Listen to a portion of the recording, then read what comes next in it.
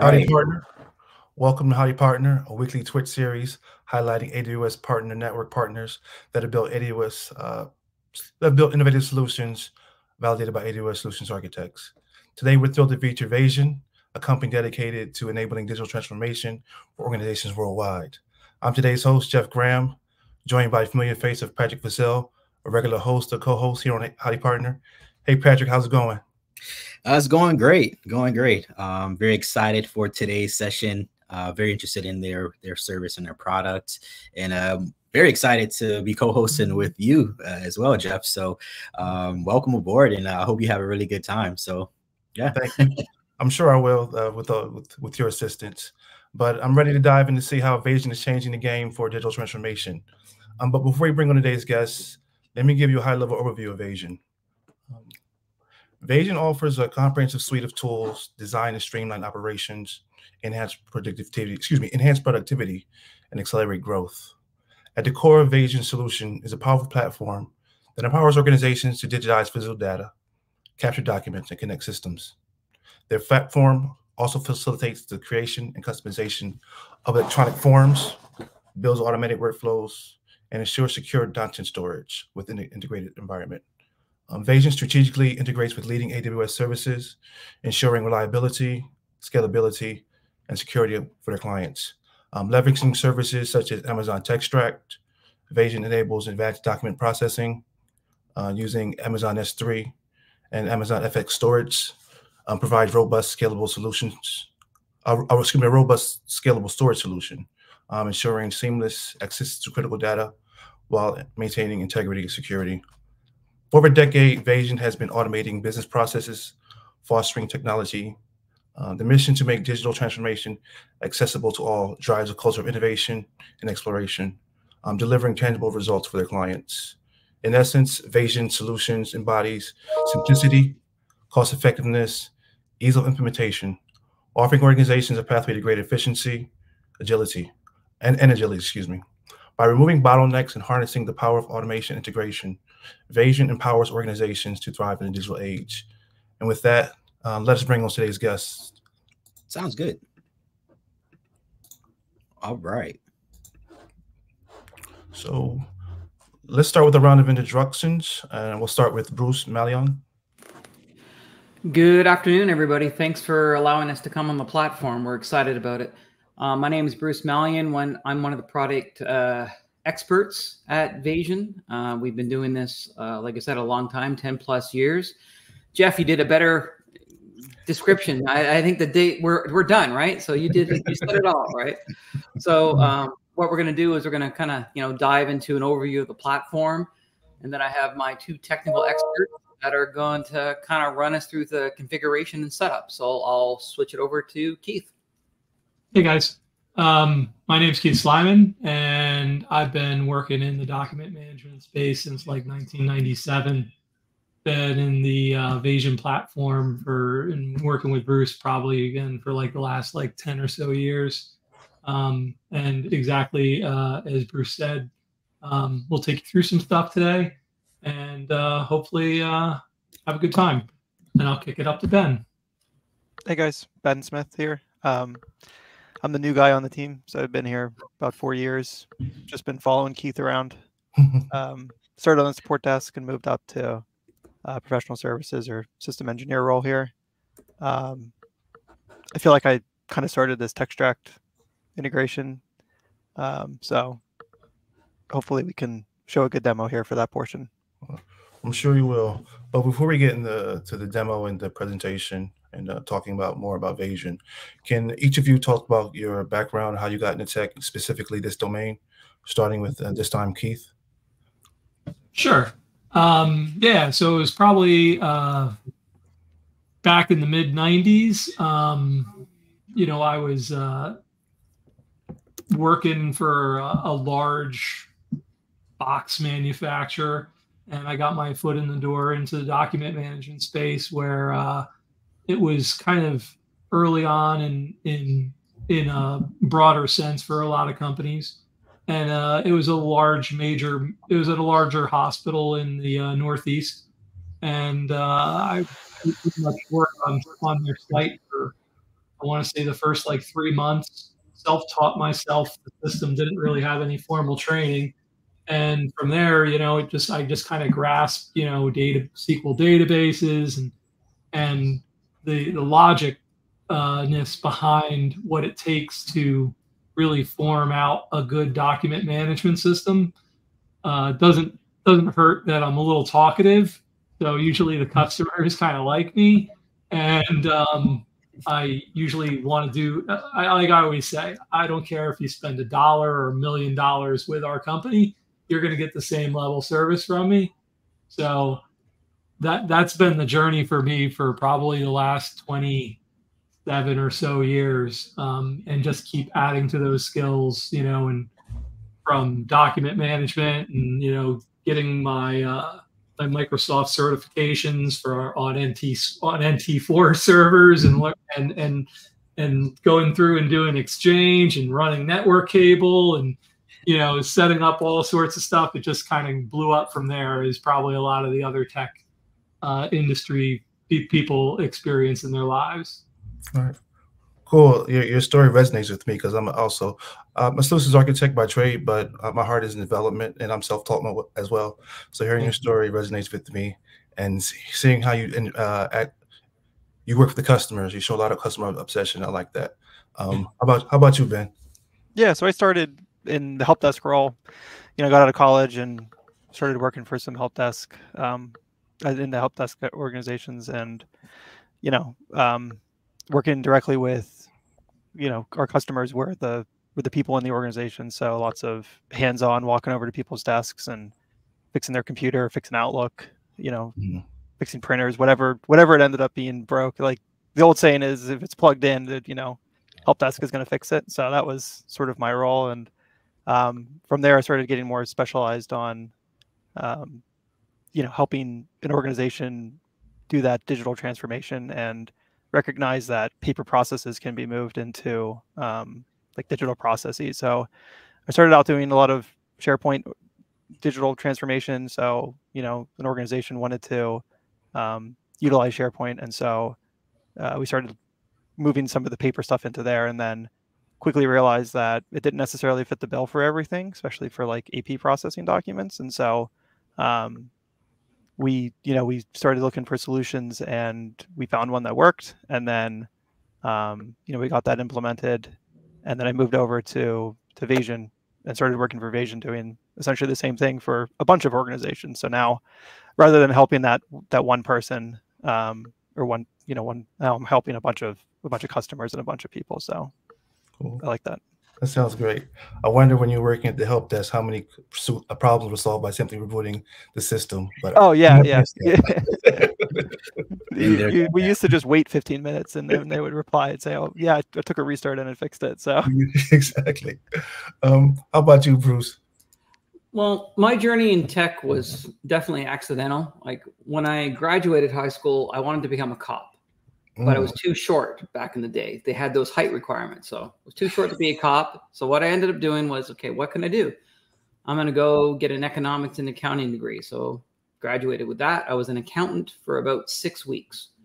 My boss one day came in and cut my tie because it was too non-conservative, egg and bacon tie. So I quit my job, got my first real job in tech, selling PCs and hardware and optical jukebox drivers. And then I met a company out of California that did this thing called document management.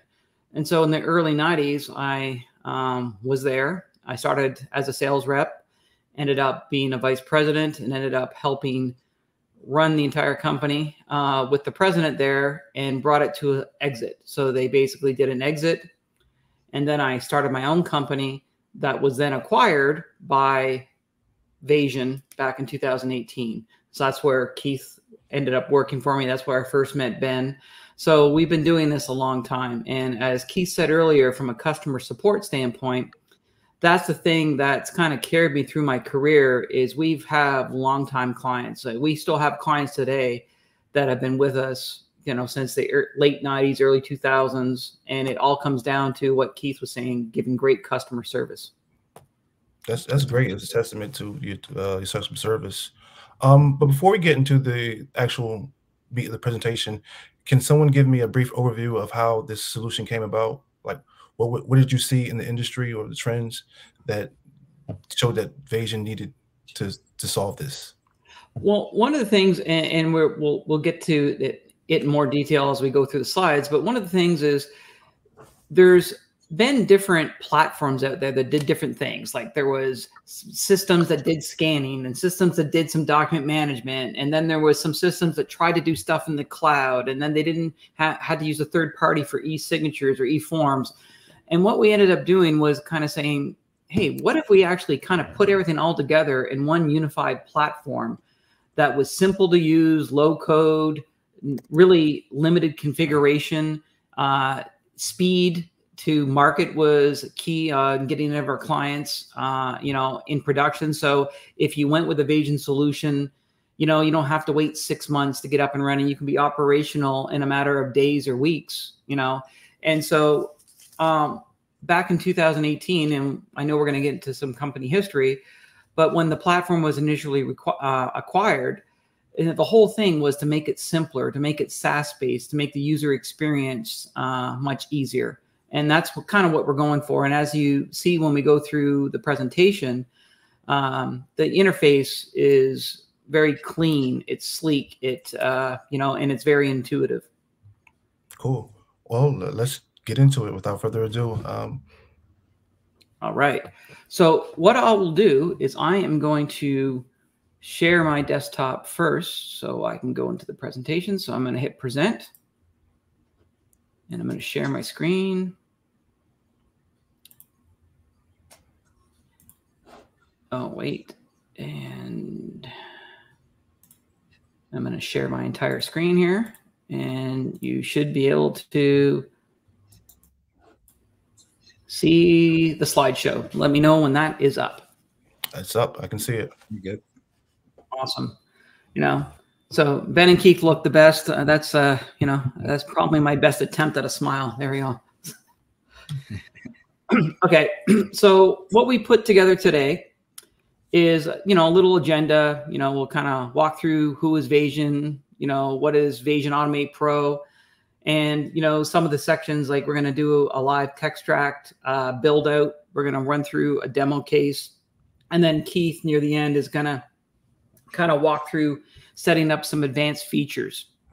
And as we go through it, if there's questions that come in as we, do a demo or finish a demo, kind of we'll take them as they come in, if that makes sense.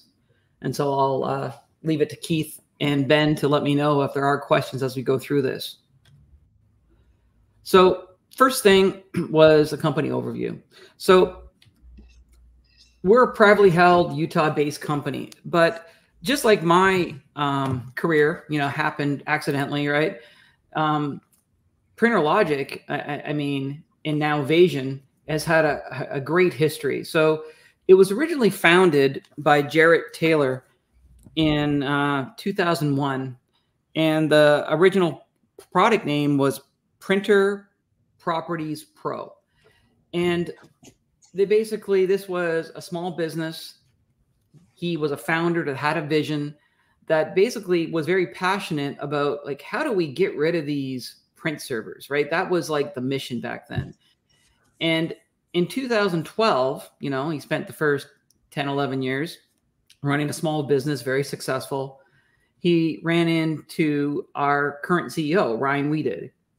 And what ended up happening was Ryan was able to kind of make that vision a reality, where we became a market leader eliminating print servers. So that was our drive. In 2018, they made it their first acquisition of a software company because they wanted to get into the automation and workflow space. And that's where they got a number of our team members that came over with the acquisition. And then over the last 5 years, we've been taking the acquired technology and improving it and making it SaaS-based. We've been an AWS global partner for a number of years with our print solution. And even on our workflow and document management solution, I think our first hosted account was probably back in 2014. So we have a long history of, partnering with AWS. Our products are both SaaS-based solutions. We can do an on-premise solution through a virtual appliance if needed. And once again, we pride ourselves on being an integrated digital transformation platform. Cool. Quick question before you move on. Yeah. Any insight into the name Vasion? What prompted that? It's a pretty cool name, Vasion. Sure. And I'll give you the short story because, like, I was on. Actually, everybody probably had opinions on how it came to be, but I actually heard the story in January. I went to the birthday lunch, which usually most years I probably haven't gone, but it must have been fate because you were going to ask me this question, and now I know the answer. So our CEO was in the meeting, and someone asked him that question, and it was kind of like, when they were thinking about what we wanted to become or where we were going, and part of our journey is like, okay, where do we want to be? We want to be a digital transformation platform that make digital transformation accessible to everyone. And they kind of thought of it as like, hey, wouldn't like Vasion be like a cool planet like to be on? It kind of came on like trying to create our own community, our own planet. Like it's kind of, that's kind of where it came from, is around that is a really cool, like, we want to basically transform. We want to be leaders. We want to basically take this solution to the masses. And that's kind of how the name came to be. Okay. And, it was a really, really cool name, and it's really taken off. I mean, it's like, I think officially in 2020 is when we did the name change from Printer Logic to Vasion. Okay. Yeah, thank you. It's a cool story. Yeah. Absolutely. Yeah, it kind of reminds me of my last name. So the first three letters at least. So definitely sounds good to me. Yeah. And so the company's vision, right? And this, it's been a long time coming, and every year that we go by, we get closer and closer, but is to make digital transformation attainable for everyone. And, from a business standpoint, that can mean, hey, reducing infrastructure, moving stuff to the cloud, SaaS-based applications, more centralized management. But really, it's also making it attainable to anyone. So anyone, our customers, or any citizen that needs to basically get access to information digitally to make their user experience, to fill out that form easier, to electronically sign a document. So that's what we're trying to do, is basically make it attainable to anyone, any place in the world. So what makes digital transformation, what blocks access to digital transformation for some people? Well, there are barriers sometimes to entry, right? So in the sense that us in North America probably have higher rates of connectivity and access to, digital hardware and access to reliable internet, but that's not necessarily the same as, in other third-party parts of the world. And one of the case studies that was recently done was Basics International in Ghana.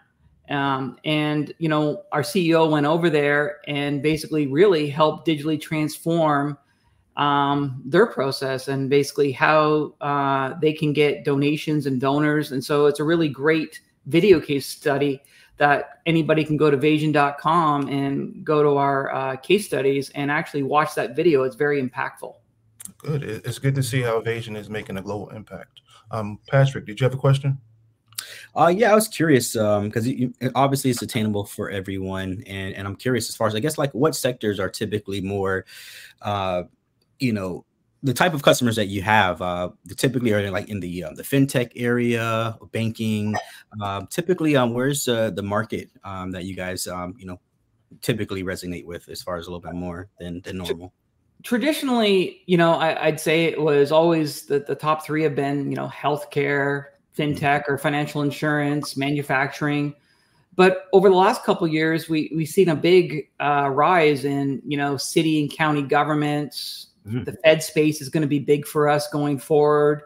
So it is typically changing. Education, which wasn't one of our stronger markets in the past, on the automation side is, going to be a much stronger industry for us going forward. So it's very exciting because I used to always say before, oh, it's healthcare, healthcare, healthcare. But I think now we're going to have, 5 to 6 very strong verticals going forward. Oh, great. Love to hear it. Thank you. Okay. So let's just talk about how Vasion works, right? Or how we can come to a conversation with a client. So one of the things that we do is we engage a lot of conversations, and clients are at different stages of their digital transformation, right? So we can deal with customers that are still in the paper phase. They're still dealing with filing cabinets. They're still dealing with, mounds and mounds of paper coming in. And, so we can address that with some of our capture solutions. We also deal with some customers that have legacy systems. So they have an existing system, or maybe they have an existing SharePoint application, and they, kind of want to, convert this and get it to a SaaS-based platform. They want to take it from their on-premise servers. So we can, help with that. And then we get into some customers that, maybe they've already moved to the cloud, or maybe they have a system in place, but how do we help them automate their business processes? So no matter where they are in their digital transformation journey, we can come in and bring value. And then on the back end of it, we plug into our output management solution that allows us to basically do integrated print output.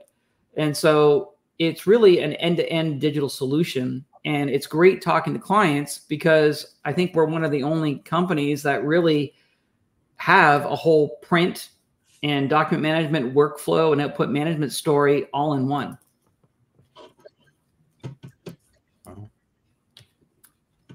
So this was, something that came up earlier that, why did we make it, or why did we come up with this solution? It's because there are a lot of solutions that can probably do some of the stuff that we do, but they need to kind of be piecemealed together, right? There's some companies that do some scanning and capture, but maybe they don't do any of the intelligent document processing we're going to talk about later. So they need to add a third party, or they need to add a third party digital signature tool, or they may have capture and workflow, but they lack the secure, robust content management piece. Or guess what? They don't have any print management at all, right? They're missing how to eliminate their print servers. They're missing how to do their output management piece. And so that's what we actually ended up doing with Vasion, is kind of bringing it together as one single SaaS platform. And, when we're going out to the market, that's our message: is it's simple, it's robust, and you can be up in a matter of days instead of months, or even some places years, right? So what I want to dive into next is the individual components within the Vasion platform. So the first one is intelligent physical capture. And so this means I can scan from a multifunction device. I can standalone scanner. I can scan in via my mobile device. But there are a couple things here I want to point out. One of them is advanced AI, ML, OCR, right? So that's what we're using the AWS text engine for. So a lot of times you can scan in a document, and if there's no intelligence, someone would physically have to go in and, type some information like the file name so you can go back and find it later. The advantage of using, barcodes or zonal OCR, which was primarily the thing that was used the last 10 years. Like, there was lots of technology around scanning a document has a barcode. You can read the barcode. It could apply a label or index to your document. You'd be able to find it. But over the last couple of years, the advancements in AI and what AWS has done with Textract has made it so much easier to take that stack of documents, put them into a scanner or upload them, and have them intelligently processed. And we're going to walk through that example in a live demo in a minute. Can you talk about some of the benefits of Textract that you saw from your perspective that led to you using that in your solution? Well, so over the years, we have seen everything when it comes to OCR engines or ICR. OCR stands for optical character recognition. ICR is intelligent character recognition. The difference between the two is OCR is for text on a document. ICR is for handwriting. And one of the biggest things was TextRack was good at the actual physical text. And there's lots of OCR engines that does it. But what they were great at was also handwriting recognition. I've never seen that level of accuracy. Like on some of the forums, you were getting 85, 90% accuracy, which is crazy. That didn't exist 5 years ago. And so once we saw that, then we started diving into the tech behind it on, okay, well, let's now send it a stack of invoices and let's see without any structuring whatsoever what it gives back. And what we found was out of everybody we tested, we went out and looked at a number of other OCR engines to plug in to Vasion. We settled on TextRack because it was far superior than anything else that we ran into and have been using. And what's also great about TextRack is it has multiple endpoints. So right now we are using expense and analyze, but if we had a large mortgage opportunity, we can tie into the mortgage endpoint, which basically gives a higher level of accuracy for those complex documents. Or we can use comprehend to start analyzing the content, and auto-classifying it. So the sky's the limit with AWS and TextRack and where we can actually bring the technology. Cool. Thank you. Thanks for that. Yeah, it sounds pretty cool. Thanks. So the next piece is online forms. And some people think, well, man, online forms has been around for a while. Well, it's not necessarily always the same as a website form, right? So the benefit of our tool is, of course, is drag and drop. We can even upload a PDF in a matter of minutes, convert it to a secure fillable e-form. You can embed these in any website. But the thing about an online form is it's more secure than sending somebody a fillable PDF that they're going to attach back to an email. So all the data is encrypted and it sits behind an SSL certificate. Our eForm solution, super powerful. It allows for multi-page forms, attachments, e-signature, e-consent, mandatory fields, calculations. So it's a very robust tool that is widely used within our account base. And whether it comes in as a scan, or it's imported from email, or it comes in as an online form, such as data, it can be used to kick off a workflow. And that workflow can be kicked off through our browser interface, our mobile interface. It's no code, so Designer. It has third-party connections to other third-party applications like Microsoft Dynamics Great Plains as an example, Dynamics. And we all have our own native digital signature. So if a person didn't have a signature tool, they can use ours, and it basically has all the auditing, validation, and security to make it legally binding. Awesome. I know a big thing with documents and just online is for like legal pages and things like that. Non-repudiation is obviously important. So, being able to sign and have that, that security and that trust is pretty cool. Excited to see as far as this demo, obviously, when we get there. But this is a really interesting stuff here. Yeah, and you brought a good point about auditing. So one of the other strengths of Vasion as a platform is we designed it, maybe sometimes too much auditing, but we have auditing on, I think, 60 to 70 different things that a user does in the system level auditing. And like you said before, signature. So you not only have a document audit trail, but you have a signature audit trail, and that signature audit trail can be printed or exported with that document. Wow. The next piece of the platform deals with our content management. So that is, where the platform originally started, and it is still a big part of our product going forward. And the nice thing about our content management piece is when we store something up in the AWS cloud, it is encrypted. So all our data is encrypted at rest. So no one can actually just, hack into a server and be able to easily open up our data. It is encrypted and protected. So they're going to go on to the next party because it's going to be too hard to unencrypt each of those records. So that's a big security feature and a big value add to our accounts. That makes them feel nice and warm and fuzzy when they talk about the cloud or moving to SaaS. It's secure and audited, so we basically have the ability to do, auditing within the application to see who moved the application, who went out of the application. And we also, one of our really unique features is third-party cloud integration. So if someone wants to use their own third-party cloud storage, so we always promote the AWS storage, but if someone happened to have their own SharePoint server, they could also basically decide to use that for maybe less sensitive documents if they don't want to use our storage. And that's been a big feature for us out in the market as well.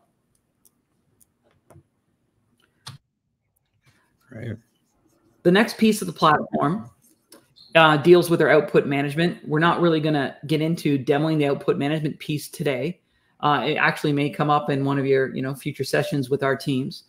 But it's really having integration with ERP systems to be able to take that print output and format it, and also comes with a rules routing engine that allows us to take certain print streams and basically reroute them, or maybe even get them into some type of business or workflow process. And confirmation delivery and secure release technology are the other two big features within the output management. And then I rounded off the platform with our end user print. And that is definitely the core feature or core product line of Vasion as a company, is our Vasion print solution. And it's called Printer Logic, a Vasion solution. And it really allows us to eliminate print servers. So that was the mission, right? So if you go back to 2001 with the original founder, he went and they designed a few different versions of the product until they basically, were ready to go to prime time. And when they went to launch this, it took over. I mean, it was a unicorn product. I remember the first time I ever met the CEO here, Ryan, I was just floored on, the sales activity and the amount of new clients that came on. And it's been an excellent ride for us here for the last 5.5, 6 years, seeing our core product, Printer Logic, really excel in the marketplace. And like I said, I know that's going to be on one of your future episodes. I was just about to get into that. Printer Logic will be next week's episode, so tune back in. I don't want to steal any of their thunder. They're going to be a lot better at explaining some of the features than I can. There we go. So in the end, going back to the statement I made earlier, it's an integrated SaaS platform. And, basically Vasion Automate, that's the solution.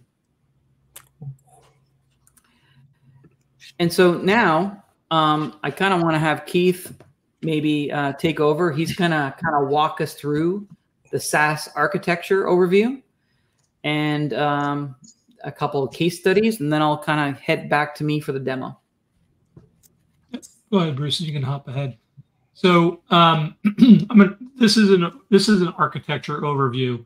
So essentially, Vasion has a bunch of different offerings, and one of them is we offer a hosted environment where we provide all the infrastructure that's needed for you to be able to use this solution. So behind that is a lot of AWS componentry.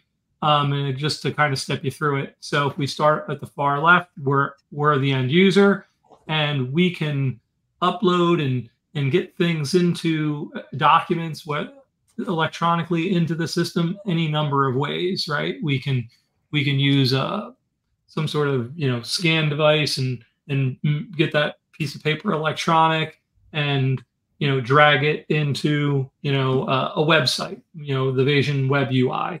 We can use our phone to take a picture of something, use the web app, use the Vasion mobile app, which is available in Google Play and the Amazon App Store. Of course, you need the backend site to be able to use that. But again, you can use that, take a picture, upload something. We can monitor an S3 bucket. And we can take anything that comes into that S3 bucket and process it in. and then once that document's in the system, we can do any number of things with it, right? So once it comes in, what happens is typically it hits first. It creates a record where it hits that that Amazon relational database service. It's an RDS server, right? Hits that RDS server that's unique to you as an individual customer, creates a record in a table that uniquely identifies that document, that then can be related back to the intelligent information that we're capturing from the document through an Amazon text extract, where we're saying, hey, this unstructured data, let's put some metadata tags to these documents so then we can find them later on. And in our solution, oh, by the way, we're now also taking those documents and we're storing them using Amazon's FSX Windows file storage.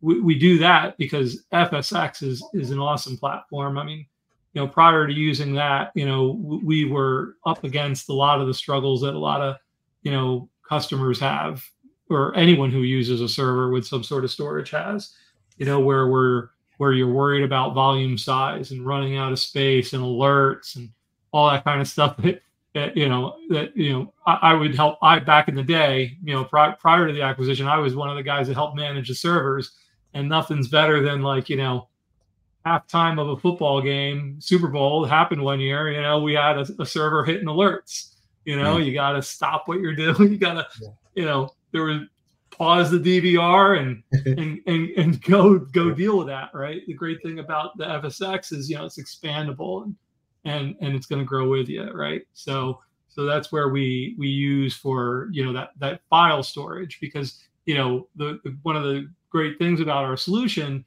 is, we have our SQL database, or our database where all the data is stored, but we're not blobbing in. We're not taking those documents and making them part of the database, which, bloats it to, and makes it difficult to deal with.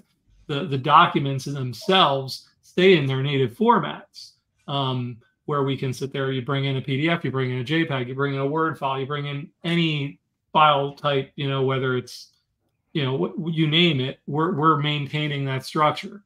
We're going to throw a layer of encryption on top of it, right? But we're not going to change that type, right? So at the end game, right? We have the document, the data in a database. We have the document stored in an FSX storage location that's unique and uniquely stored and secured to that particular client.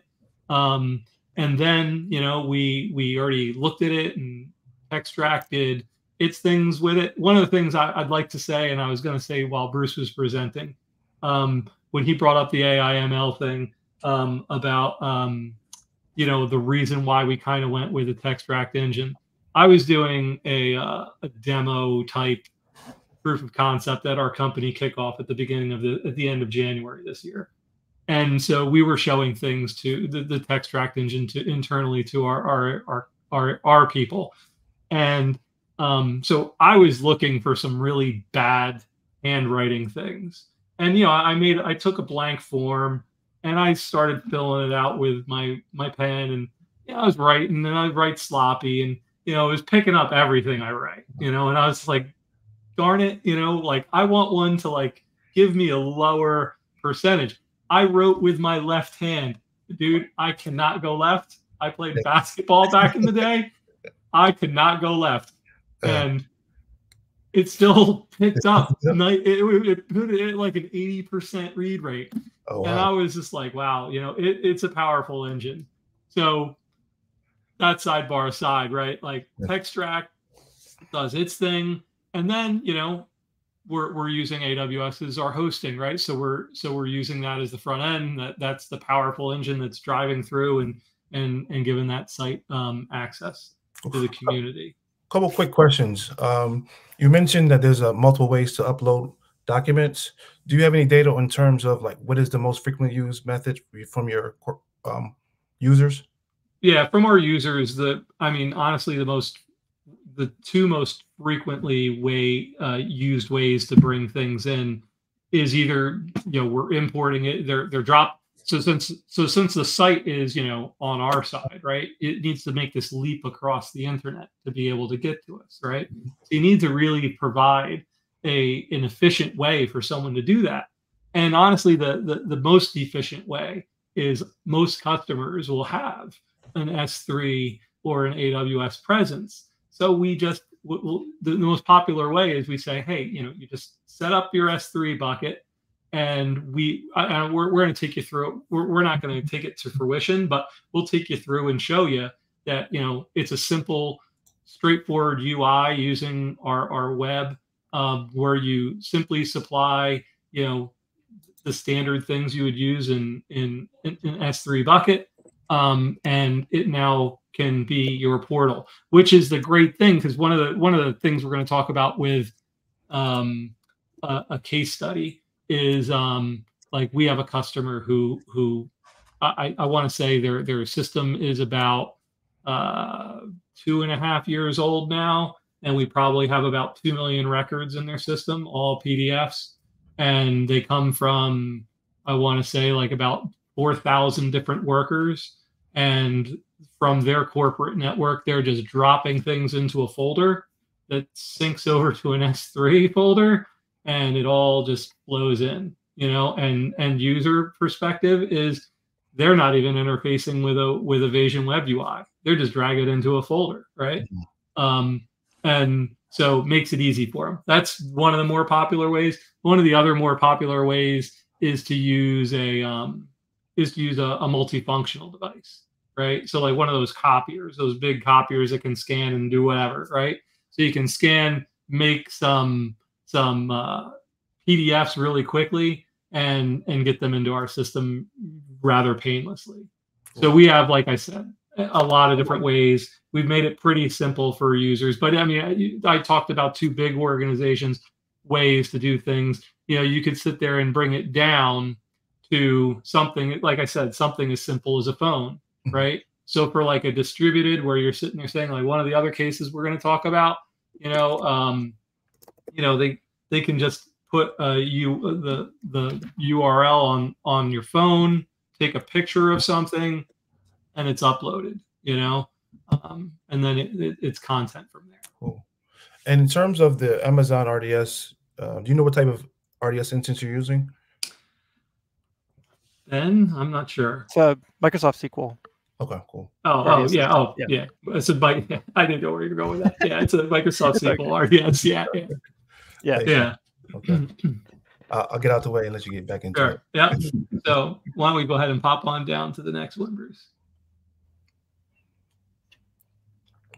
So this is the use case that I was referring to. So this is a county government that takes had a case management system. This is before we came into play and implemented the solution with this particular organization. What they were facing was, like I said, 4,000 caseworkers, right? A small IT staff to be able to support them. They had their case management system. So these case managers that have to deal in this sort of thing, there's 4,000 of them, right?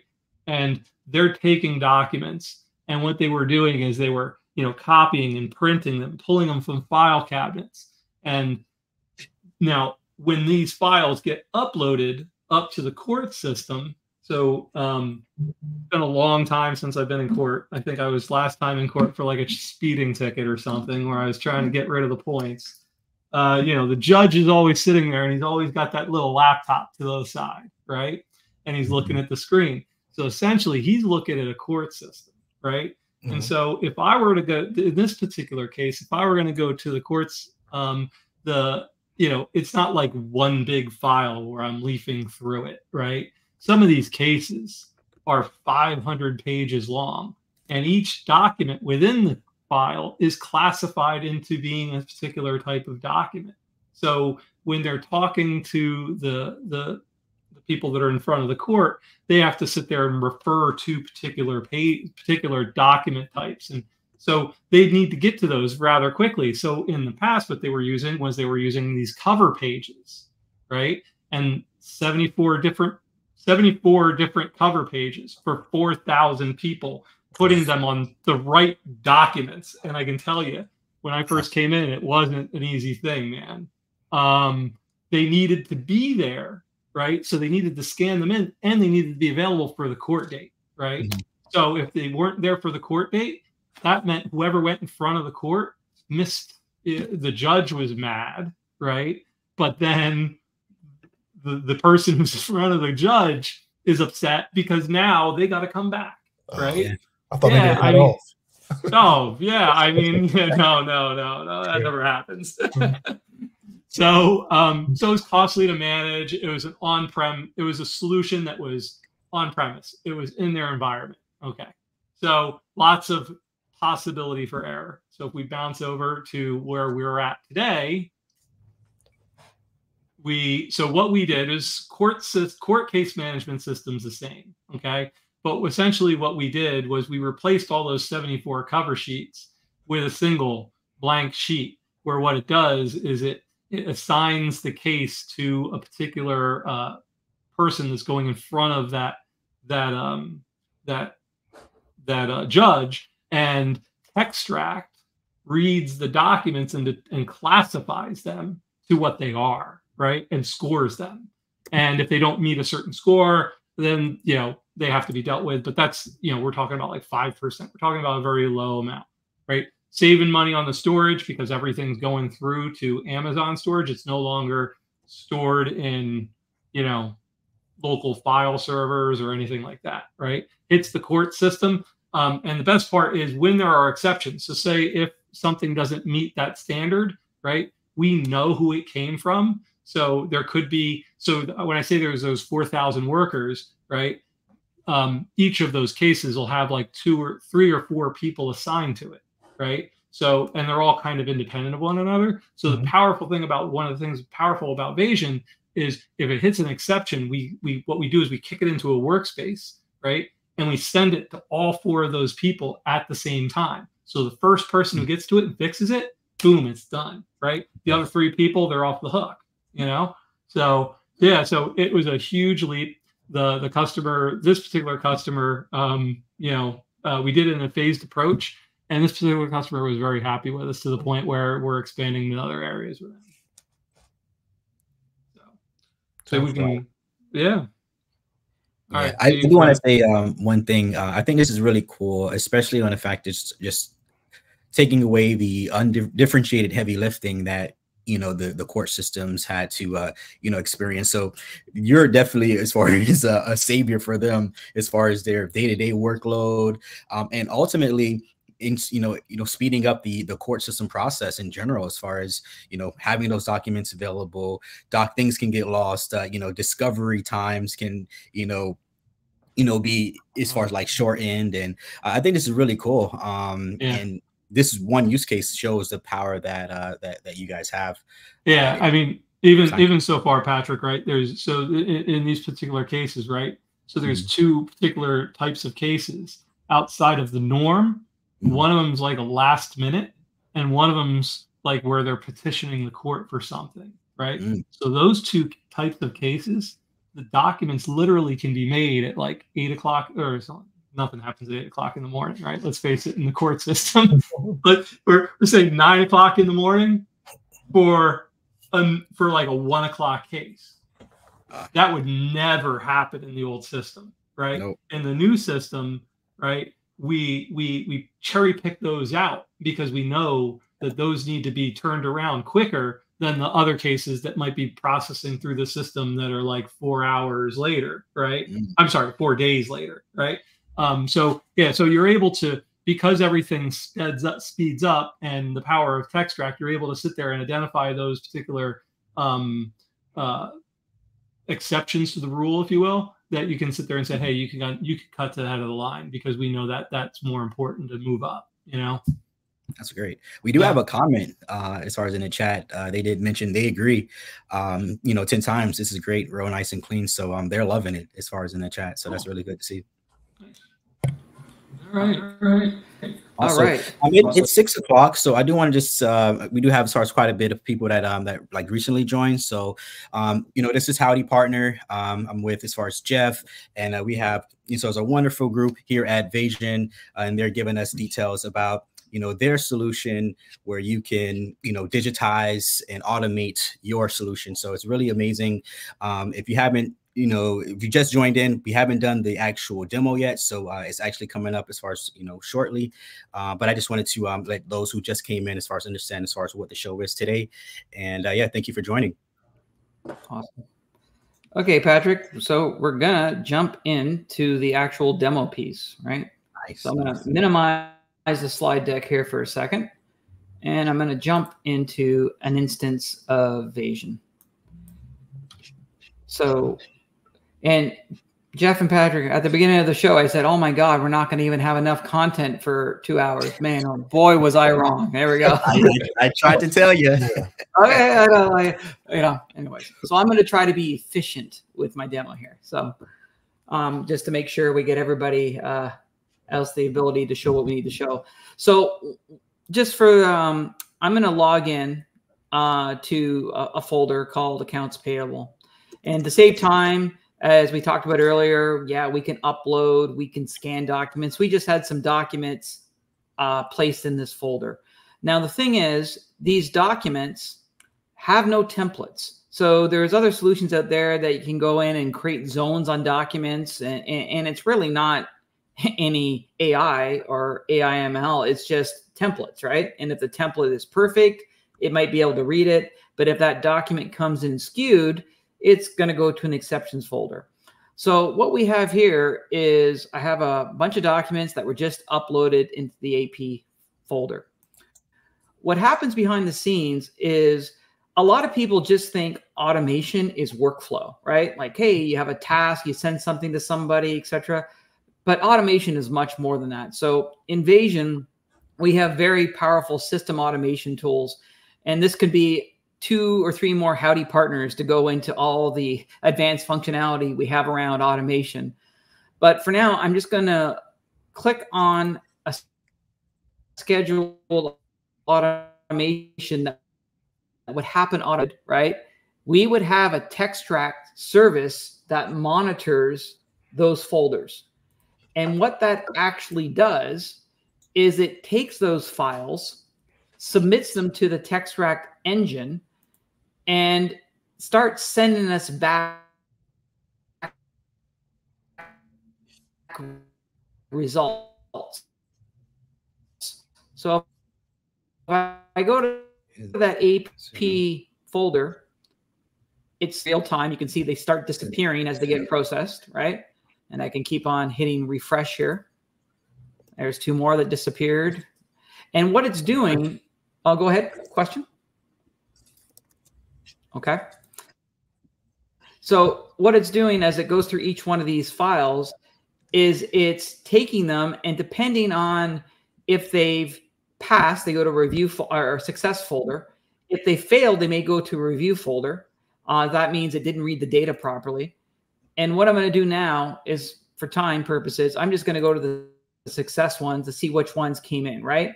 And what it was able to do is take those files, and if I decide to look at the data that was extracted,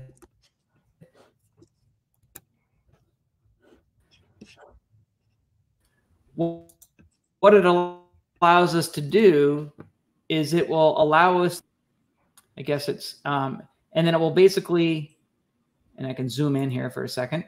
Okay. So if I zoom in, so you can actually see what it found. Okay. So I'll zoom in over here. You can see that it found, and it's very accurate. It's 100%, but it thought the confidence level was 98.48%. You know, it found the name. You know, if I click on another document, it will jump to that other document, and just quickly allows you to go in. So even if you had to, just imagine this, if this was not 3 invoices here or 4 invoices, imagine if you had 100 of these, right? Even if you wanted to go and quickly check these, you'd be able to quickly go through each one of these files, validate the information quickly, and then basically send it on its way into its workflow. So In this particular case, it was looking at a Vasion invoice, and I noticed it didn't pick up the Vasion name whatsoever. So I would go in and be able to, you know, grab this, because I think we had the Vasion name blocked out here, and I'd be able to now hit save.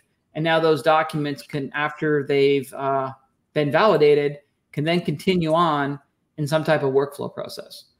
And so the power that TextRack has given us in the automation and the time saving is significant. And this is just one example, right? This is just invoice processing.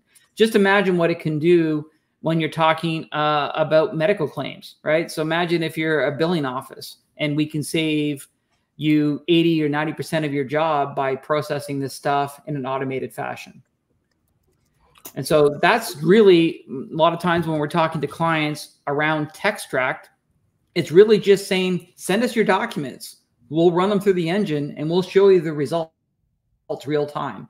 And to be able to have that confidence in a partnership with AWS like that, to be able to do that on the fly is really impressive, you know. And once again, now Ben, when he gets into his place, he can tell you all the other magic that comes into place where, you know, you can look at certain fields. You don't have to capture all the fields, and he'll kind of walk you through that piece.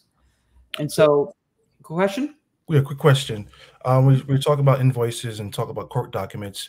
From your perspective, what type of documents do you see your customers mostly using with Vasion, and what industry do you see the most use from? Well, I mean, when we're talking TextRack from an integration standpoint, we're going to see it heavy in the financial insurance side, because once again, it's all about getting that information and getting it in a useful format to use in a line of business application. Mm-hmm. But you're also starting to see it in legal, where they have mounds and mounds of paper coming in, and they want to be able to extract certain values off those documents, like a client matter number or a case number or a defendant name or a plaintiff name, and to be able to process those through TextRack to be able to get that summary data, so we can tag the document, auto-classify it, and whether it's stored somewhere or kicked off a workflow. Those are things that we're starting to see. Like, if you would have asked me that same question 5 years ago, I don't think I'd be saying legal in court documents, but that's where the engine has gone. It's become so efficient and so much more advanced that it allows us to actually start entering those markets and actually bringing value. Okay. Oh, so you mentioned TextRack. I'm sorry I put you on the spot. You know, here at AWS, a lot of the services are built off customer asks, and you've been touting the benefits of TextRack. What are some of the things you wish that TextRack did that it doesn't do? That's a tough one, because it does a lot. Like, you know, answer. Yeah. So there are definitely a couple things that we're investigating with TextRack to basically, you know, move or bring our relationship to the next level, right?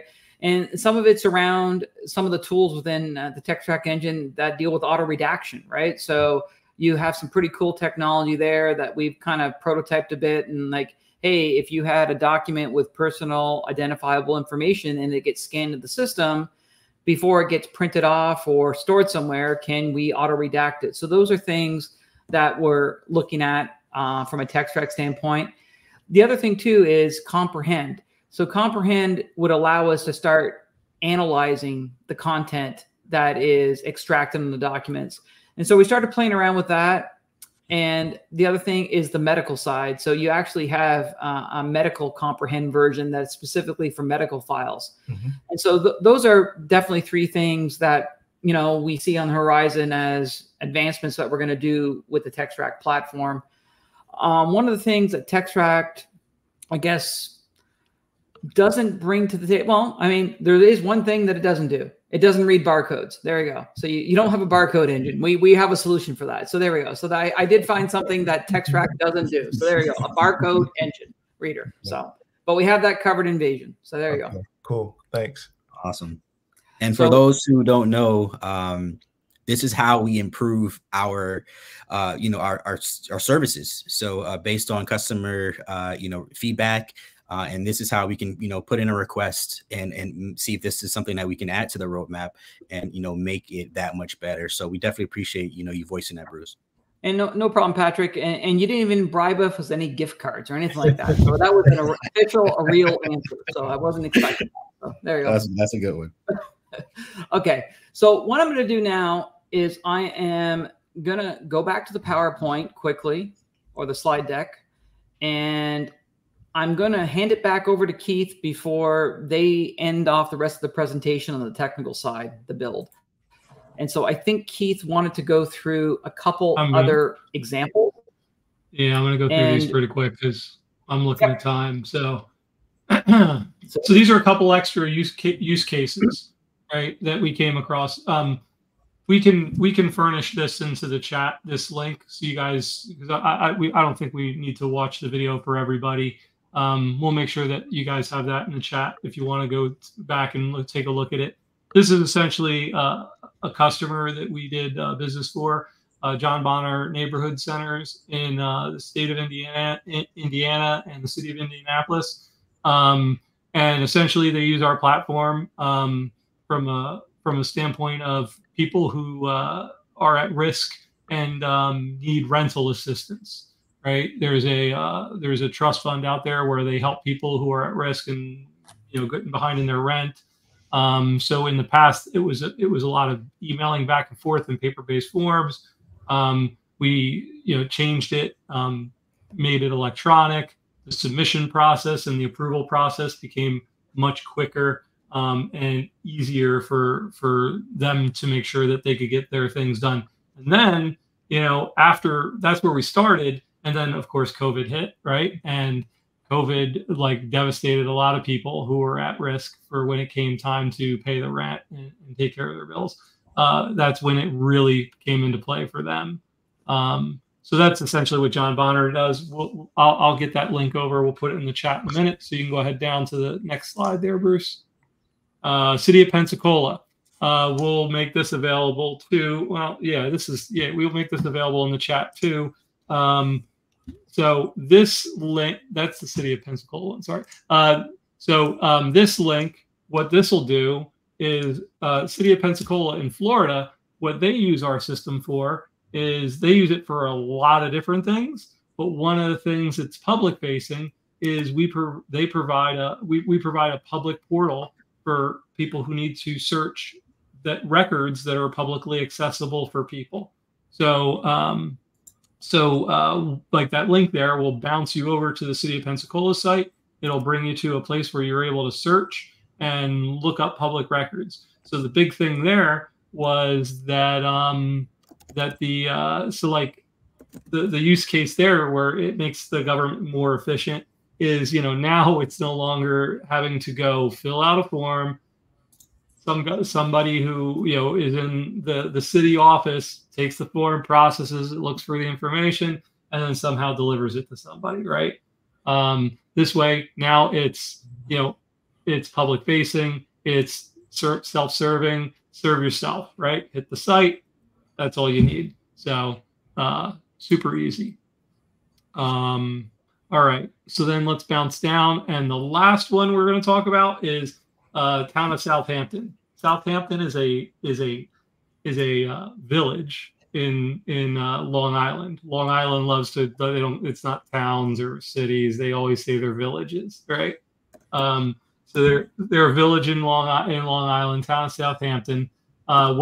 So their present state right now is, so before we integrated with them, they had their dynamic system, and then they had this paper-based system, right? So essentially what we're able to do is we're able to today take those two worlds and combine them together, right? So the records that are stored in the Vasion system with their dynamics GP365, what they're Great Plains, what they're able to do is click a button in Great Plains and retrieve and pull up those records.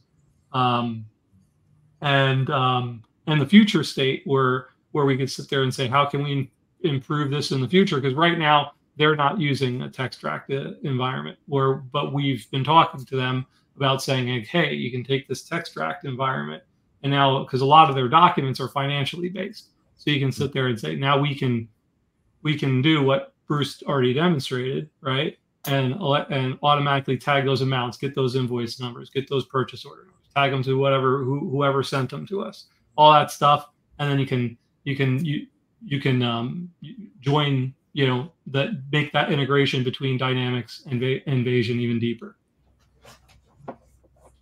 Fantastic. All right. Now it's going to go to Ben. Yep.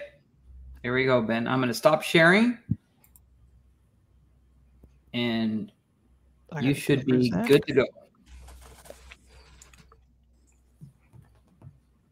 That one. Cool. All right. Let me add it. Perfect.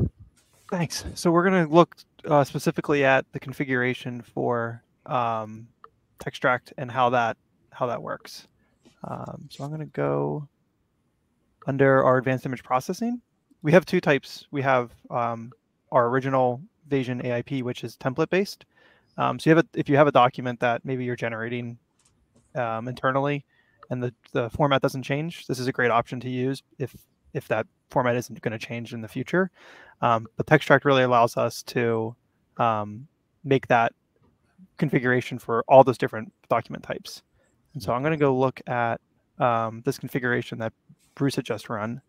And what we're looking at is we're providing an IAM key. So we do need an account in AWS that has access to S3 and to call the Textract endpoint. And so when that's generated, we're also going to generate the access key at that time and its secret key. And we do validate that has the right access. So if we put something in wrong here, or we copy it, paste it bad, or it doesn't have the right access in AWS, then we'll go ahead and throw an error and allow us to correct that.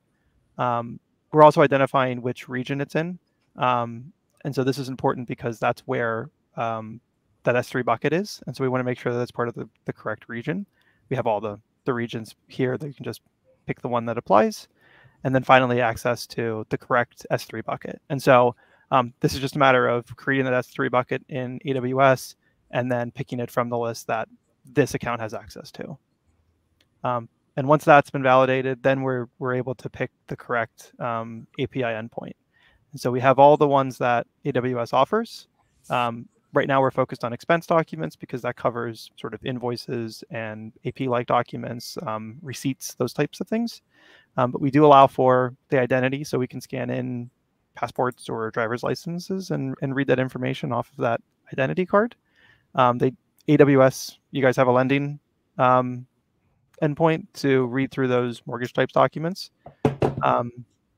We also have a analyze endpoint that's just sort of generic. So it'll recognize any type of document and match up those key value pairs. And so when we look at an example document, we'll talk about how that works. And so with that, we're also going to allow the option to include full text OCR data. And so part of AWS again is you guys supply all the text that was read on the document, regardless of if we're matching it to a field on Vasion side. So once we receive that, then we can OCR that document. And we can search off of that. So finally, we're going to pick our object. And so our object is that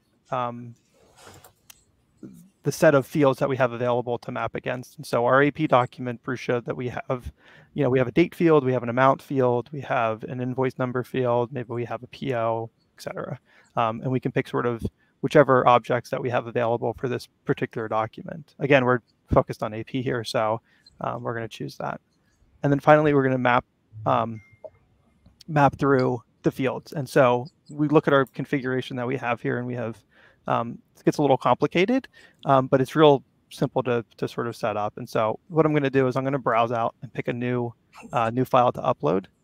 And so I'll just go to our local storage here and grab, let's say, this one. And so what's actually happening here is we've picked that record, and we're going to send it to S3, to the S3 bucket for storage temporarily. And then we're going to call Textract endpoint and say, hey, Textract, there's a document that needs to be processed in that S3 bucket. Go ahead and read it and give us all the results back. And so when we pick like an empty field here, we can see it read this due date as this date here, 12/31/20. And it read this invoice receipt date as 12/31/20 as well. And they read this invoice receipt ID, which is 5005. But this is kind of not super helpful without matching it up to where it is on the actual invoice. So if I bring up the preview window here, I can see pretty clearly which fields I want to map. And so what we have is our invoice receipt date or receipt ID here, and it says 5005. And when I look at our document, I can zoom in a little bit there. Our invoice number is 5005, and that's exactly what we want to have matched up. And so here we have our vendor name, and that's coming from, let's see, vendor name is coming from the automobile ink, which is this vendor name here. So this looks pretty good.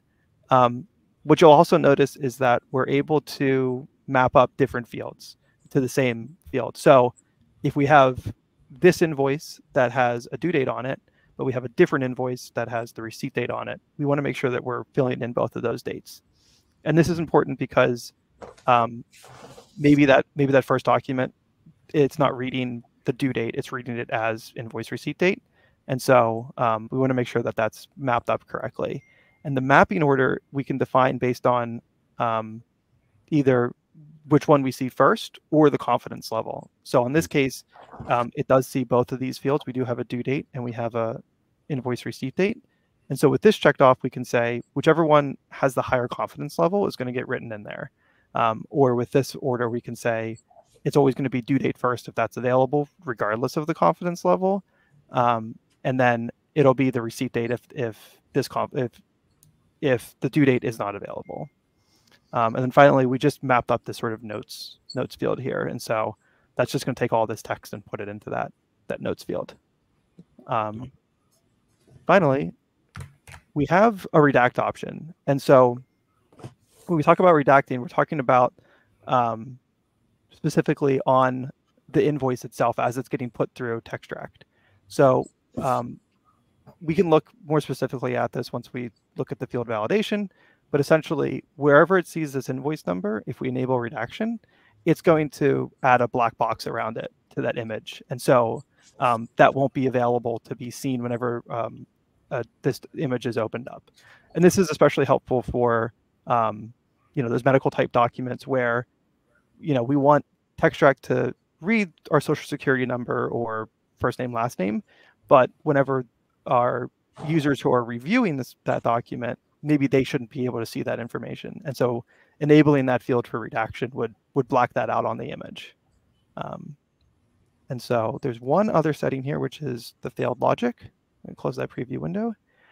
And this is based on how confident we are, or how confident TextRact is in what it read. And so we can identify that if the confidence is like a medium or a low, then we can determine whether that's a fail or not. And so maybe we're consistently not reading this invoice number correctly, like it's 60% or 50% accurate, and we want to say that that's okay. That's okay to be a success at 50%. And so we can mark that as like a low and say that whenever this is read at 40%, then it will be marked as a failed, but at 50% it'll be marked as a pass. And so we're able to dynamically control this based on the fields or all at once. And so this allows for a whole bunch of configuration as far as which or how documents are processed. A couple quick questions. I'm looking at the UI, and with the drop downs and checkboxes, it looks like it's pretty easy to use and native. In terms of how easy is it customers to learn how to use this in your experience? I think it's fairly straightforward. I mean, we do have documentation on how to go through all this. So we do have very good documentation with images on, each of these steps that we've gone through here. Should be fairly simple for maybe an IT person to go through and figure out quickly. We're able, when the customer is signed on, we do a nice handover with the organization to make sure that the configuration works. We do training to make sure that they have somebody on their side who's able to maintain and make changes going forward. But a lot of the time, what we see is we get a sample of, say, like 25 different AP documents from their 25 vendors, and we go and configure that based off of that 25, right? And then shortly after, they'll say, oh, this vendor's invoice isn't getting read properly, or this vendor isn't getting read properly. And what we'll do is we'll just go into the configuration and upload that new vendor and get that result back. And once we have that result back, then we're able to reconfigure this so that it works correctly for that new vendor. And that portion is pretty simple. You're just mapping up the fields correctly. Cool. Thank you. Does that make sense? Yeah, it makes perfect sense. Yes. I do have a question, not necessarily a question, but a comment. I do like the fact, especially with the amount of documents you have with different levels of, secure, like, importance and security wise. I love the fact that you can select between, like, different availability zones as far as where your documents are actually stored in S3. So maybe you have some type of, I guess like GDPR things, or, something in like a different country that may have some regulatory requirements. You can store and house and ensure that your documents are not stored where you don't want them to be stored. So I think that's a pretty cool thing that customers, worldwide may have that requirement in need, and you guys looks like it's already, incorporated. So I really love that. For sure. Yeah. Just specifically around Textract, what we're doing is we're putting that file into S3 temporarily. Okay. Because within S3, we're able to process a bunch of different file types. So we're able to process images, PDFs, TIFFs, pretty much anything that can be read. If we called the Textract endpoint directly, that file types are limited.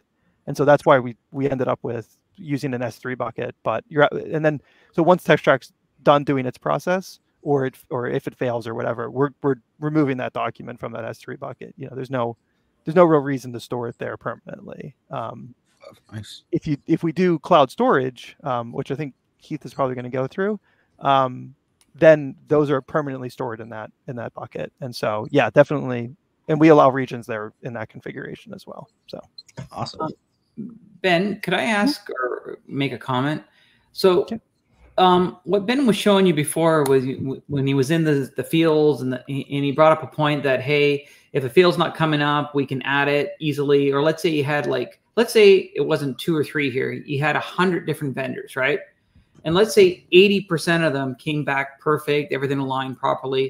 And those 20%, Ben had to go in and spend 5 or 10 minutes at the most, tweaking it, testing it, running it again. So guess what? You can actually have 100 templates or 100 different invoices processed through Textract, gone through some testing, and it's a little bit of validation, and you're off and running in 90 minutes. Okay. In the old days, since I'm old, right? We used to have to do templates, right? And those templates, you'd put through 100 templates, 50% of them would come out good. You'd run them again and they'd get skewed, and you have to go create a wider zone and this and that. This is when we used to talk about training your system. It could take 2 weeks to 4 weeks to train an OCR system on templates because of all the variables. Like just imagine where we come. I mean, 90 minutes, boom, send Ben 100 documents, he'll get them ready to roll. I mean, that's the power of Textract and Vasion together, right? We built this really simple interface with your powerful engine that's driving it behind the scenes.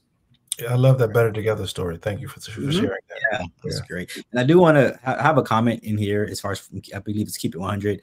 They say it's really fantastic technology in the public sectors, so often implemented poorly, and any amount of ease and effort to secure housing is invaluable as far as the reference that we had before. So great point. Keep It 100. All right. So go ahead, Keith, or Ben, sorry. Yeah, I was just going to say along Bruce's line, we do have an organization that we recently moved from the Vasion AIP templates to Textract. And when I went to their environment, we had our initial conversations. I said, you guys only have a couple hundred, and then when different templates for their different vendors, and when we actually got in, it was more like 1,300. And so we essentially took 1,300 individual vendor templates and converted it to one Textract AIP. And, they're ecstatic because it's super fast and super accurate. And, of course they come back and say, well, can we do this? Can we do that? Yeah, we'll figure out ways to do that. No problem. But yeah, they're happy there. Like what Ben's talking about with those templates is the way it used to work in the past for those 1,300 is you used to have to take a sample of that invoice, bring it into the system, and then find an anchor point, find something that's unique to that particular invoice, so we could identify and say, okay, that's an AT&T invoice, right? Because I see the address or the phone number or something like that somewhere on that invoice, and then I can sit there and now I'm going to draw XY coordinates on that template to do essentially a zonal OCR to say, I'm going to read that particular portion of the page and hope and pray that the guy didn't scan it in crooked, or didn't take a picture, it didn't like rip the page, right? Because then you're going to mess it up, right? Or someone draw a line through it. So that's the point, is so like what Ben's making there is you're going from this XY coordinate technology to where it's scanning the whole page for the entire content and finding the tags, like what he's showing right here. Okay, cool. Yeah, so I'm back into the field validation window just to talk through more specifically what Keith is referring to. And so in the old days, we would have to draw a box around this invoice number and say, when you see this, then look down here for a number. And if it's crooked, if it's skewed at all, you're out of luck. You're not going to get a good result at all, or it's going to be not there. Nothing's going to get brought in. But with Textract, it's everything is green here, and so that means that everything was read what Textract believes to be successful. And so having a person review these ones in this sort of interface is super fast and easy for them to do. Cool. Awesome. So back in when you did the old way, how would you catch the errors? Would you just have to wait till everything finished and look at the results? Yeah. So what would happen is the engine would sit there and you drop all these files into a location, right? And AIP churns through them and but the process it would take to go through them would be like, okay, I pick up document 1, right? And I check it now against 1,300 templates. So that's time consuming. Exactly. Right. Yeah. And then if it makes it say it gets halfway through, okay, I find a match, right? I read 2 out of the 3 fields. My degree of accuracy isn't super high.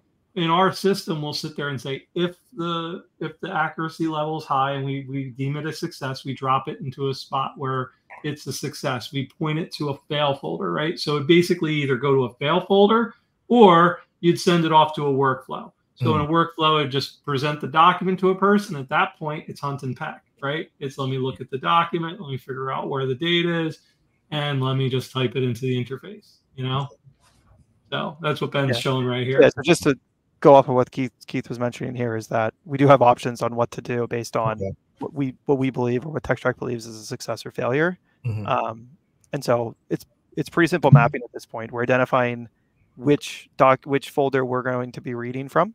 And we have the option to include subfolders if that's something the customer is doing. And then in this, easy example, we'll just have a success and failure folder.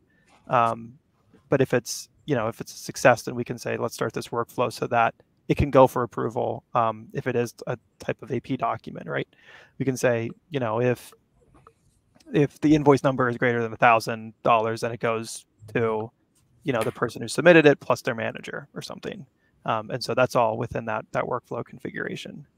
But at this point, it's just easy as mapping out these success and fail folder. So I call this one review, and then identifying which process we're going to be running. And so we just have this one Textract set up here. So we just pulled that in to be used here. Cool. Thank you. Sure you want to leave? Yes. Awesome.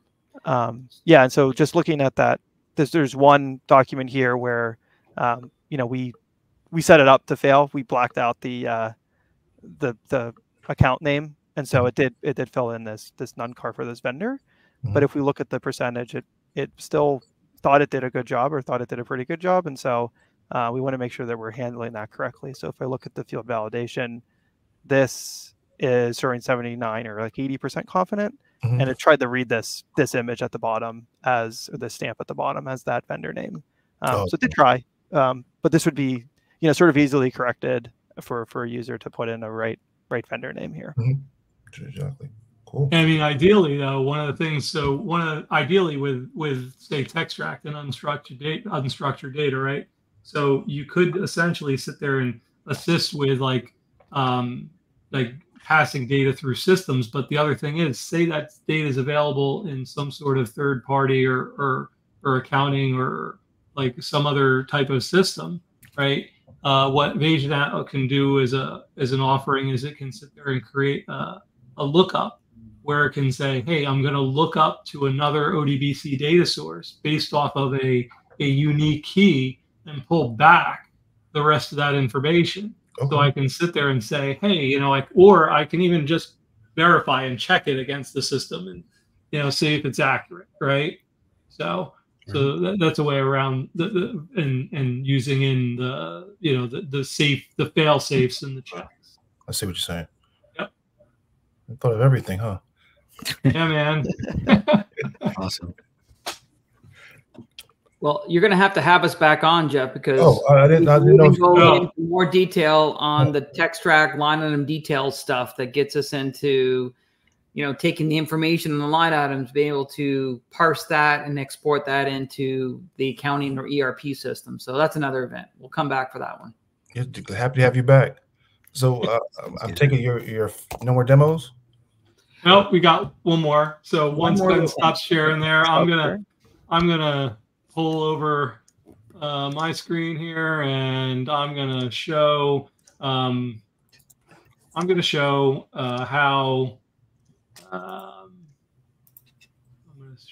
an entire screen. Let me get this right first, and then move this out of the way. Okay, here we go. All right. So, am I sharing? There we go. All right, awesome. Okay, so I'm going to use the same system Ben's using, but what I'm going to show is like, because we drove into the text track piece of it, but you know, there's some core pieces that need to go behind, right? Like, so like he had that AP document, right? So like a bare bones system wouldn't have anything in it structure wise, right? So you basically need to be able to, I like to say, like, building a document management system is kind of like building a house, right? You need the foundation, you need the walls, you need the doors, you need the windows, you need all those little different things, right? So what I'm going to show is the basics on how super easy it is to just simply set something up, right? So first thing you'll see here is this is our admin console, right? So the one thing everyone always asks me when I'm first implementing their systems is like, does every user see all these buttons? I'm like, no, they don't need to, right? Like a lot of these buttons, you know, end users aren't seeing. End users are really just using workspace and storage and the search up in the top, right? All this other stuff is for design and the admins, right? So, you know, in our forms area here, this is where we would set up the form. So you'll see there's that AP documents, right?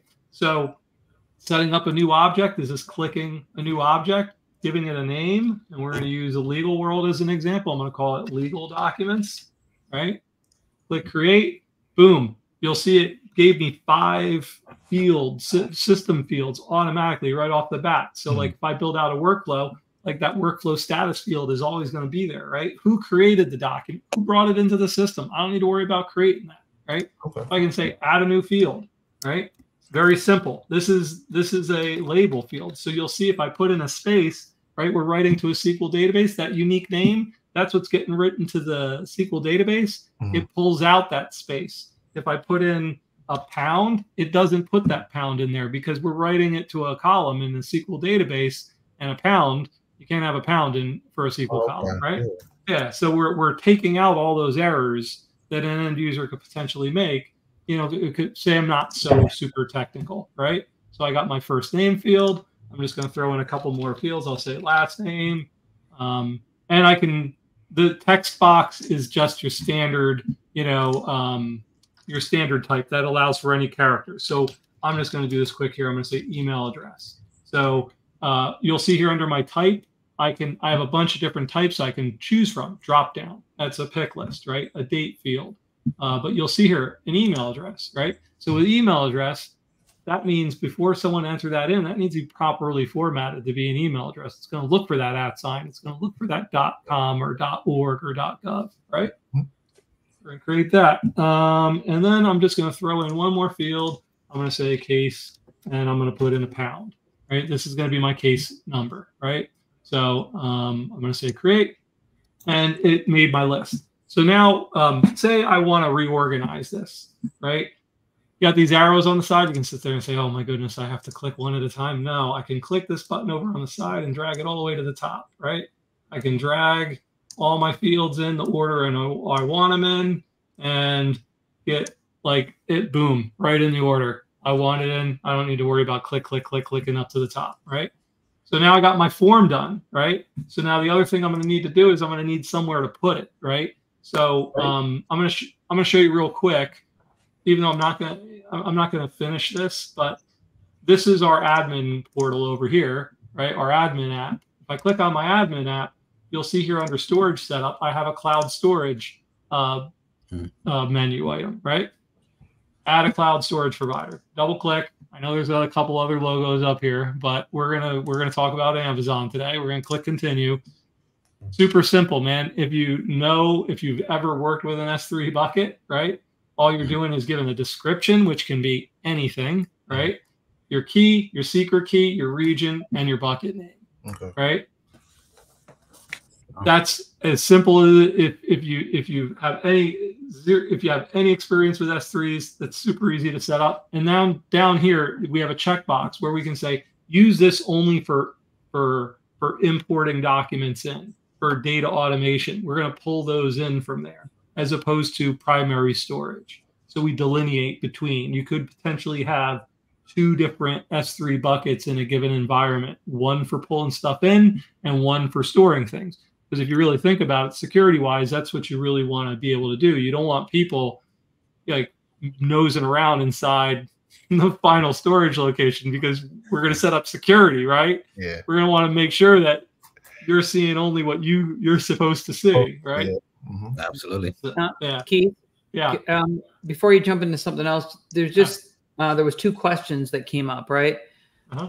Does it work, going back to TechTrack, does it work with PDFs that include charts or images? And the other question they had was, does it work with PDFs that contain scanned documents? The answer is yes to both, right? So you can actually have a PDF that has some pictures in the middle of it, and the TechTrack engine, of course, is going to focus on extracting the text on that document. And if you did have a PDF that was a mixed document that had, a PDF that had an embedded TIFF in it or something, or a scanned page, TechTrack reads both, text documents, so scanned documents and or text PDFs. Yeah. And that county government I was talking about, they do exactly that. When you talk about a chart or image, right? Those court cases will have pictures inside them, right? And TechTrack will split those out. Okay, so now so Ben was working in the AP documents folder, so I'm just going to create a new folder, right?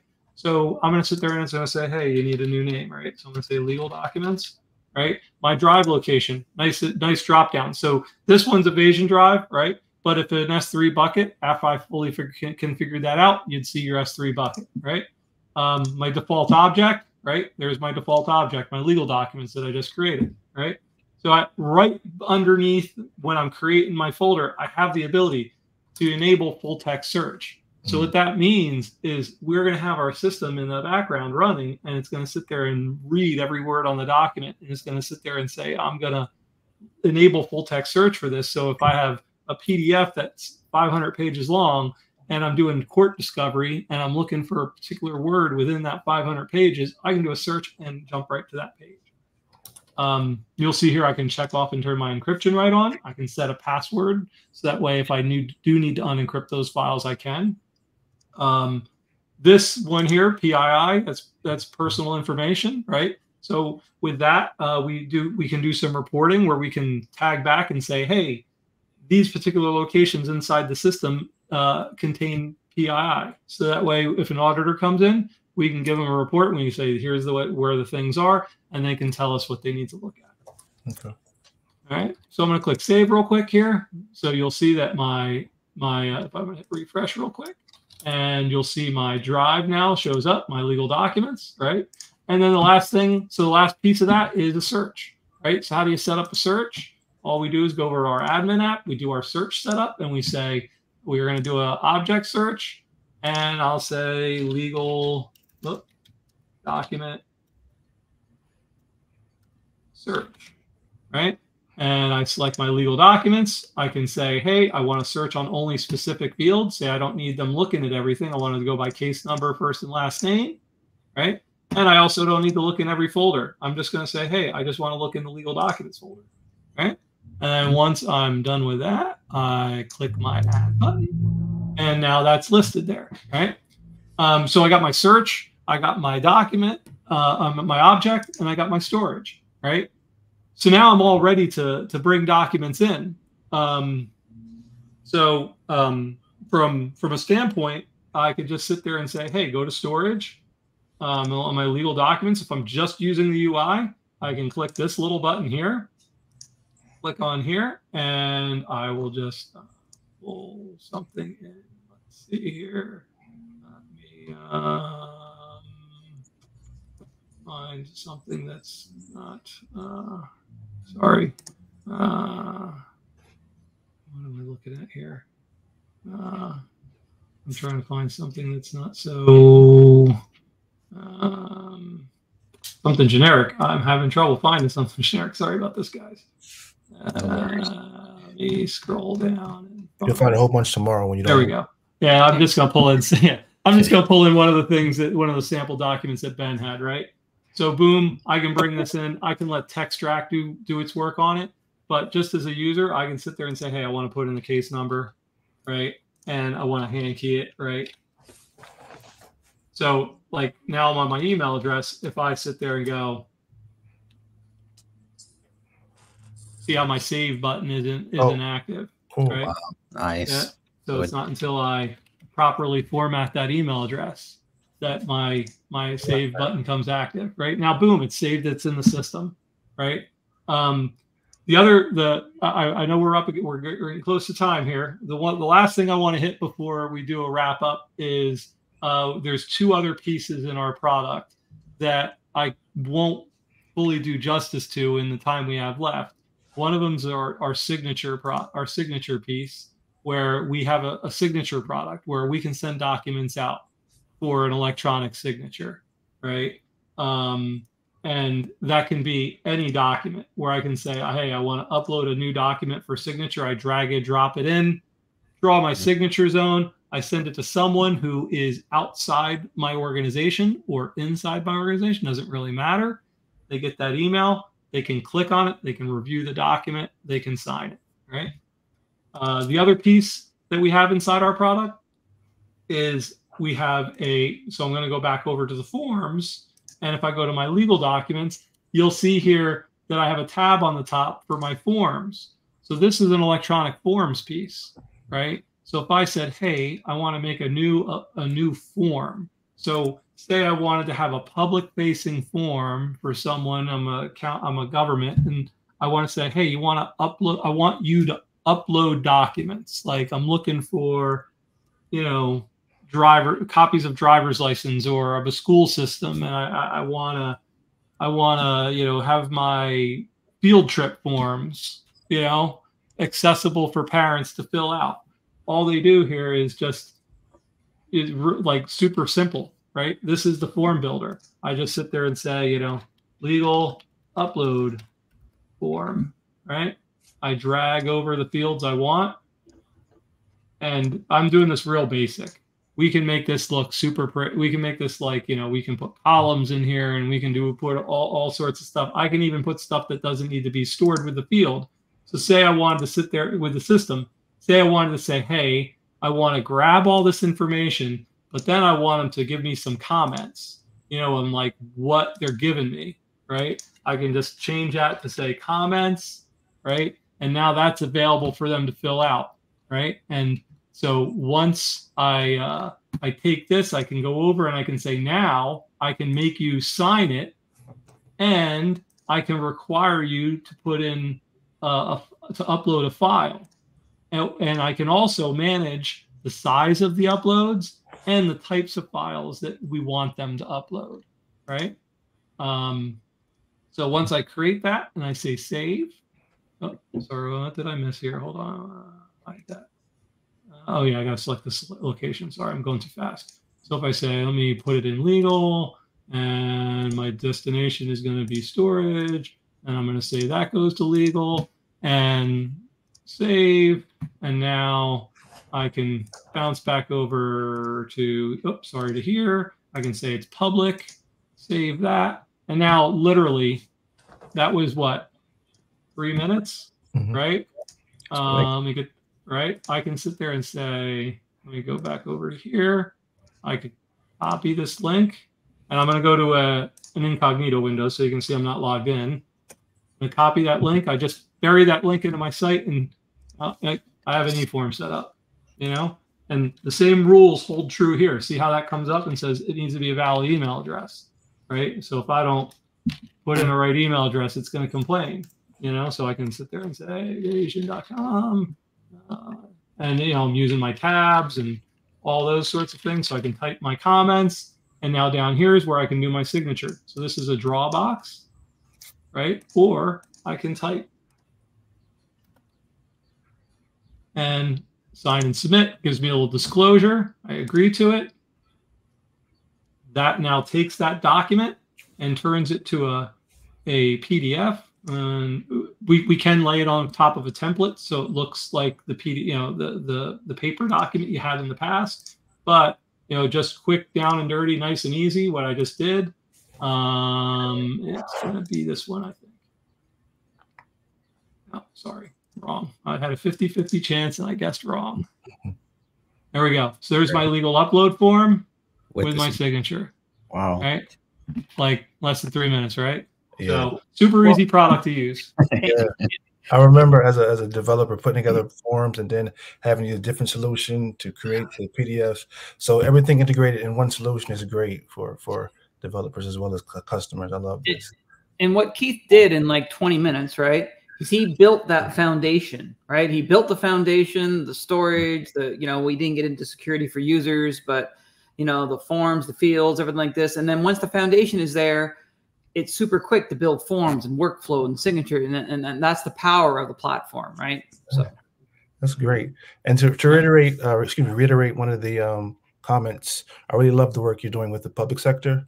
That often is a sector that's almost a stepchild. As a former teacher, something like this would have been helpful because education is still very much paper-based. And in a given day, I'm carrying around stacks of paper, so having something like this to as a solution for an education would have been very much helpful. So how about you, Patrick? What was your favorite part of this? Yeah, I agree. Field trip forms and all type of things, I'm sure, as far as in the educational space and just general documents, you know, saves a lot. And it's just all encompassing in one place that you can store your documents, you can create the templates, you can have the signatures in there. So like, you don't have to go anywhere else. Everything is pretty much in that one space. And I love it. It's very user-friendly, you know, whether it's for, you know, the developers, you know, taking away having to do the forms and creation of the forms and, you know, the form validation as well. You guys handle all of that. I think that's amazing. And, you know, for example, my girlfriend just closed on a house Monday. So, you know, we were doing the whole documents and signing and that was a whole process, and just having like a copy of that. And, you know, I just think that that's great. I'm just looking forward to, and I guess that brings us to the next question as far as like what's next for Vasion. Before we get to that, there is a question in the chat. Oh, okay. So does it compare digital to signatures like e-sign for public documents or government documents? Great question, right? So there are different levels of signatures, right? So let's say as Keith signed it on an online form, like that e-form, that's kind of like an e-signature in the sense that someone's signing online, we get their e-consent, we can basically have an audit trail behind it.